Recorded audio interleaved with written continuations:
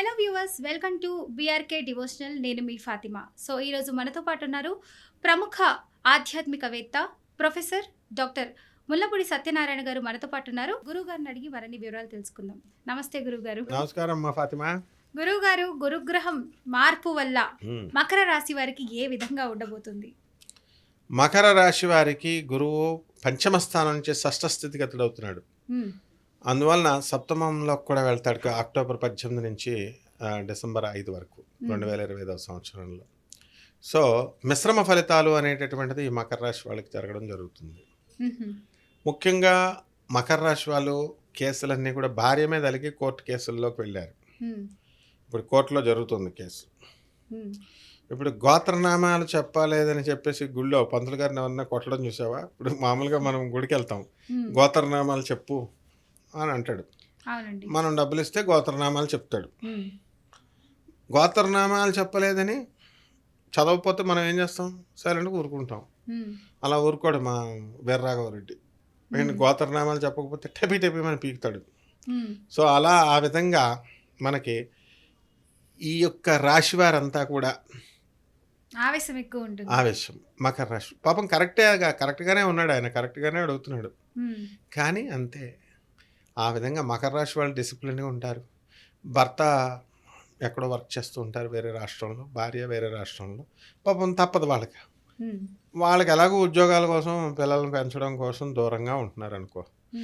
వీళ్ళకేమైంది, పోయేకాలం పెళ్ళిళ్ళు చేసిన వాళ్ళకి, ఒకే చోట ఉన్న వాళ్ళకి మీ నాన్న ఇలా అన్నాడు, మీ తమ్ముడు ఇలా అన్నాడని డైవర్స్లు, కోర్టులో కేసులు, టైం వేస్ట్. ఆనరబుల్ జడ్జెస్ చెప్పేది వినరు, పోలీస్ ఆఫీసర్స్ చెప్పేది వినరు, పెద్ద మనుషులు చెప్పేది వినరు. ఈ విధంగా ఈ మకర రాశి వాళ్ళు వాళ్ళ జీవితాలను పాడు చేసుకుంటున్నారు. అండ్ మకర రాశి అంటేనే చాలా డిసిప్లిన్ రాశి. అందులో కంత్రిగాళ్ళు కూడా ఉంటారు అనుకో. ప్రతి రాశిలోనూ కంత్రిగాళ్ళు ఉంటారు. అయితే మకర రాశి వాళ్ళు మోస్ట్ డిసిప్లిన్ నాకు తెలిసినంత వరకు. అండ్ నెక్స్ట్, ఈ యొక్క వృత్తి వ్యాపార ఉద్యోగ విషయాల్లో తిరుగులేదు, తెగ సంపాదించేశారు లాస్ట్ సంవత్సరం అంతా కూడా. ఈ సంవత్సరం కూడా విజృంభించేస్తారు. శత్రువులపై ఆధిపత్యం, శత్రువులను తొక్కేస్తారు. అలాగే వీళ్ళు వెళ్ళి శత్రువులను తొక్కేస్తే భార్యలు వెళ్ళి మకర రాశి భర్తలను తొక్కేస్తారు. ఆ విధంగా డామినేషన్ ఎవరిదైతే వాళ్ళదనమాట. అంత బాగుంటుంది మకర రాశి. అండ్ ప్రజా పలుకుబడి పెరిగిపోతుంది. తర్వాత మంచి మంచి చీరలు, మంచి మంచి నూతన వస్త్రాలంకరణ అంటాం, నూతన బంగారం ధరించడం, ఇలాంటివన్నీ కూడా ఈ యొక్క మకర రాశి వారికి జరుగుతాయి. మహిళలకు మనశ్శాంతి, ఆలోచన విధానంలో చాలా మార్పు, పరిణతి వస్తుంది మకర రాశి వారికి. ఏముంది, ఇప్పుడు పాత రోగి ఒక డాక్టర్ కంటే ఫ్రెష్గా పాస్ అయిన ఎంబీబీఎస్ పాస్ అయిన డాక్టర్ కంటే పాత రోగి ఆడు కరెక్ట్గా ఉంటాడు, ఆడు మందులు చెప్తాడు. వీడేమో అడుగుతూ ఉంటాడు. ఎంబీబీఎస్ పాస్ అయిన మా స్టూడెంట్స్ ఉంటారు, వాళ్ళు ఫస్ట్ ఇయర్ అయిపోయిన తర్వాత మెడికల్ షాప్లో వెంకటేష్ అని ఉంటాడు బోయినపల్లిలో. ఆడు మెడికల్ షాప్ వాడు నడుపుతాడు, ఇంటర్మీడియట్ ఫెయిల్. ఎంబీబీఎస్ మేము ఎంత కష్టపడి చెప్పి 5.5 సంవత్సరాల తర్వాత వెళ్తే వీడి మందుకు వాడిని అడుగుతాడు, అన్నా ఏ మందు ఉంది, ఏ మందు ఉంది అని. అంటే సీనియర్ రోగి లేదా సీనియర్ రోగి వాడికి తెలుసు కదా. అలా ఈ మకర రాశి వాళ్ళంతా కూడా మేధావులు అయిపోతారు. ఇప్పుడు మనం రాశి ఫలాలు చెప్తున్నాం కదా, వాళ్ళకి ఆల్రెడీ మన ఎక్స్పర్ట్లు వాళ్ళు. ఒక్కొక్క ఛానల్లో సంవత్సరం వీడేం చెప్పాడు, వాడేం చెప్పాడు, వీడేం చెప్పాడు, వాడేం చెప్పాడు, వాళ్ళు వినేసి ముదురుపోయిన బెండకాయలు అయిపోయారు ఈ మకర రాశి వాళ్ళు. కాబట్టి కరెక్ట్గా మనకి ఈ మకర రాశి వాళ్ళ జీవితాన్ని సరదాగా తీసుకోకుండా, నవ్వుల పాలు జోక్గా తీసుకోకుండా ఉంటే కనుక వాళ్ళ జీవితం నవ్వుల పాలు కాదు. సో భార్యాభర్తల విషయంలో పెద్దవాళ్ళు చెప్పేది ఖచ్చితంగా వాళ్ళు విని ఏలుకోవాలి, వాళ్ళు విడిపోకూడదు.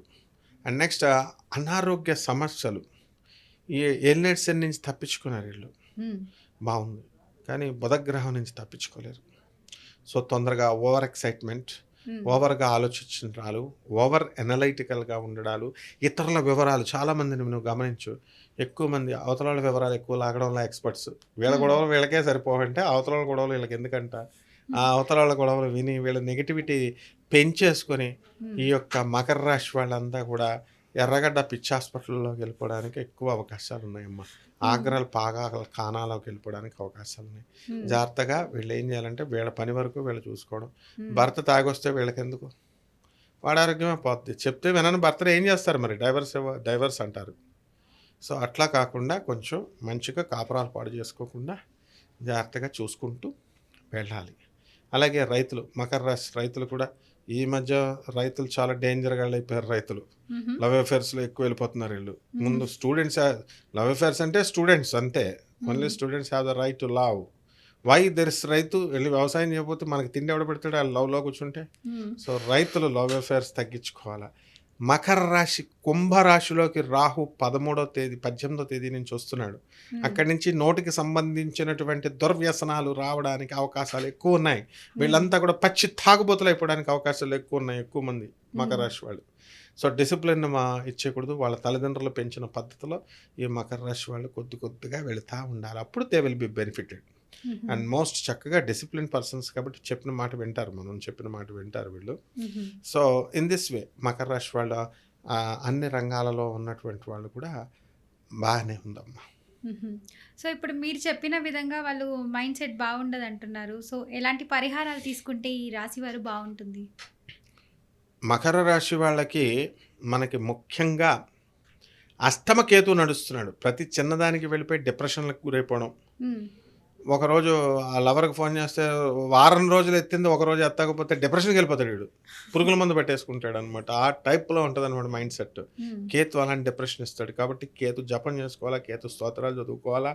కేతుకి కిలోంపావు ఉలవల్ని, ఆవు పేడ రంగు ఉన్నటువంటి వస్తువులను కానీ, లేదా మల్టీ కలర్డ్ వస్త్రాలని, మ్మ్. అన్ని రంగులు ఉన్నటువంటి వస్త్రాలను ఇచ్చి పేద బ్రాహ్మణులకి మనము సోమవారం నాడు ఉదయం 7 గంటలకి దానం చేసుకోవాలి. అలాగే మ్మ్. గరికగడ్డితో గణపతికి ఆరాధన చేసుకోవాలా. చక్కగా గణేష్ పురాణం చదువుకోవాలి.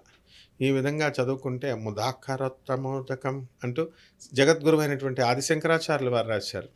అలాంటి పద్యాలు అంతా కూడా చదువుకుని వినాయకుడి పైన చేసుకుంటే చాలా బాగుంటుందమ్మా. మ్మ్. చాలా చక్కగా చెప్పారు గురుగారు.